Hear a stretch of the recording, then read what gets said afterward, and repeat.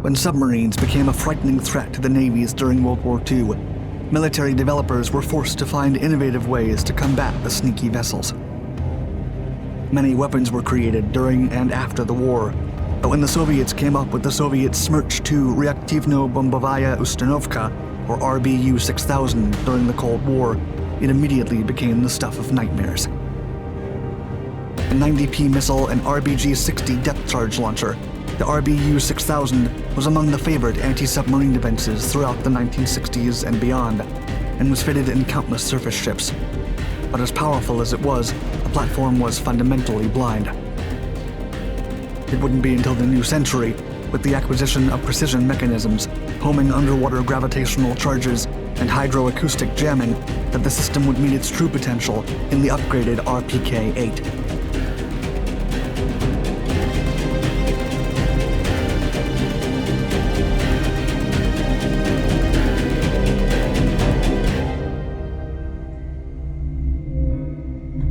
Post-war developments.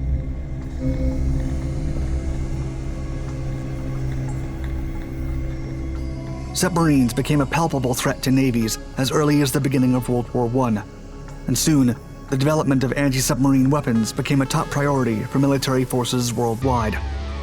Then, throughout World War II and the Cold War, anti-submarine systems flourished, and some are even popular today. One such model is the Soviet-made RBU-6000. The weapon entered service with the Soviet naval fleet in 1961, and as of the early 2020s, it is still in operation, despite being among the oldest of its class. The Smerch-2 reaktivno-bombovaya ustanovka reaction engine bomb installation consists of a 213mm rocket launcher, very similar in principle to the legendary Royal Navy Hedgehog system developed during World War II. From the onset, the ingenious system was fitted on a wide range of Russian surface vessels. The system itself comprises a dozen launch barrels laid out radially in a horseshoe-shaped arrangement. The barrels are remotely controlled by the Buria fire control system, also featured in the shorter-ranged RBU-1000.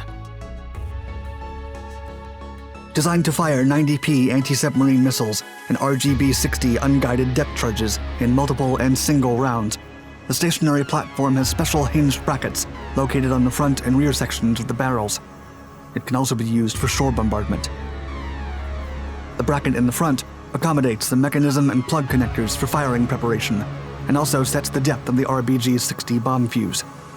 On the other side, the one on the back launches the 90P or RGB-60 missile's marching engine, with salvos comprising rounds of 1, 2, 4, 8, or 12. Meanwhile, the launcher is automatically charged through an anti-submarine missile's 60 UP storage device. Whenever the ammunition runs out, the unit immediately switches to the charging position, lowering the package of barrels by 90 degrees and turning to charge each barrel. This storage device has a capacity of 25 or 61 missiles, or a weight of 4,700 kilograms. RBU-6000s were among the most widespread anti-submarine rocket launchers in the Soviet Navy, and they were eventually upgraded for modern warfare. RPK-8.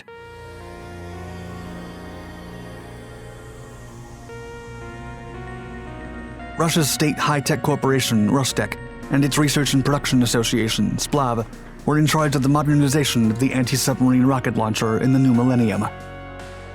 The upgraded RPK-8 Zapad anti-submarine warfare system is an improvement over the RBU-6000. It entered service in 1991 and was first mounted on the Project 11540 and 11356 frigates. The device was first featured at the St. Petersburg International Maritime Defense Show in 2017 and was capable of firing the more advanced 90R rockets. That summer, the projectile had already gone into production and was in the process of entering service. The RPK-8 is actively guided in water and can therefore home in on targets at depths of up to 1 kilometer. Its warhead weighs 19.5 kilograms and is shaped to punch through submarine hulls, but it can also be deployed as an anti-torpedo and anti-subversive weapon. Its system response time is only 15 seconds, while its hit probability is 0.8. At the St. Petersburg event, the company's press office stated, quote, We have completed the upgrade and launched the serial production of munitions for the RPK-8 anti-submarine warfare complex. The forum will demonstrate the 90R rocket, the upgraded 90R1 version that is part of the complex. The new projectile was also used to develop a hydro-acoustic jamming shell to provide protection against homing torpedoes.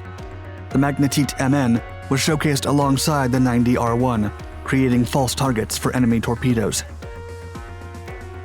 Independent military analyst and Svobodnaya Pressa contributor Vladimir Tuchkov explained, quote, "The rocket is aimed at its target, vessel or torpedo, using information about its location received from the ship's sonar station. After splashdown, the gravitational projectile separates, and with the aid of an acoustic homing head, finds its target and directs itself toward it." The analyst added, quote, "The projectile sinks to a depth of 25 meters and produces interference for a period of 8 minutes, enough time to counter an enemy torpedo attack. The Magnetite MN is capable of operating in 2 modes, as a generator of interference for guided torpedoes and as an imitator of acoustic signals typical for surface ships.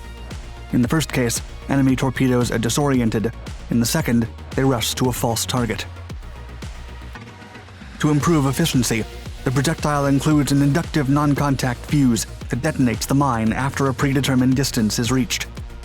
While the RPK-8 differs from its predecessor, it maintains a high level of continuity, as it is still able to launch bombs from the older complex. Specialization.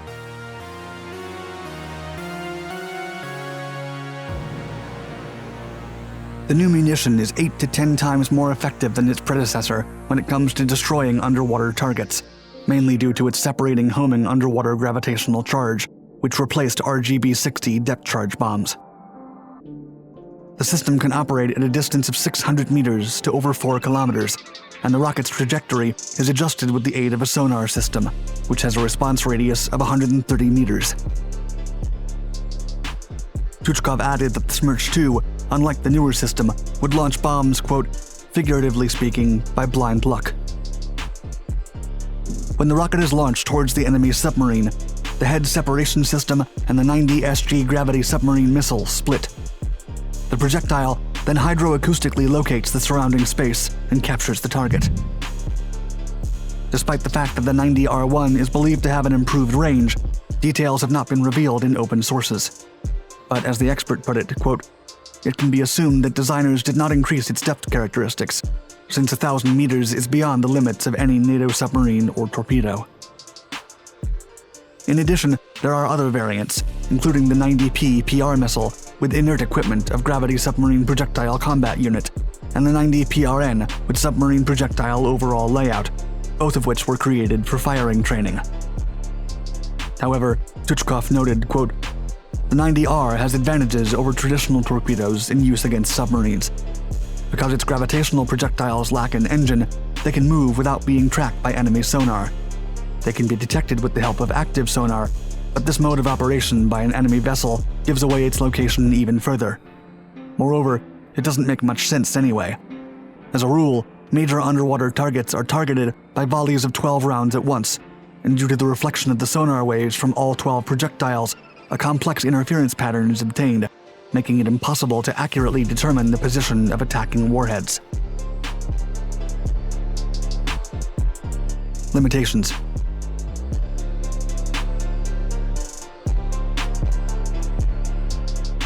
The Minister of Defense implemented the RPK-8 complex through Order No. 55 on November 26, 1991.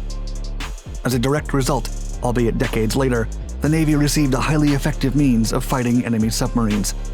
When Splav specialists finalized the rocket's launch chain, the system was ready for deployment in new generation warships. Besides its use on Project 11540 on the Undaunted and Yaroslav the Wise patrol ships, the system is exported as the RPK-8E and is currently part of the armament of the new Indian Shivalik-class frigates.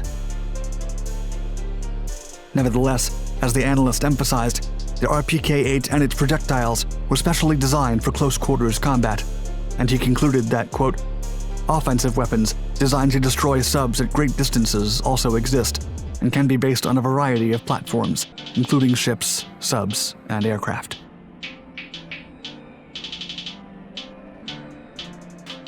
Thank you for watching our video. Please leave us a comment in the section below, and don't forget to give us a thumbs up. And for more military-inspired content, subscribe to all our Dark Documentaries channels, and hit the bell icon to be notified of our newest videos. Stay tuned.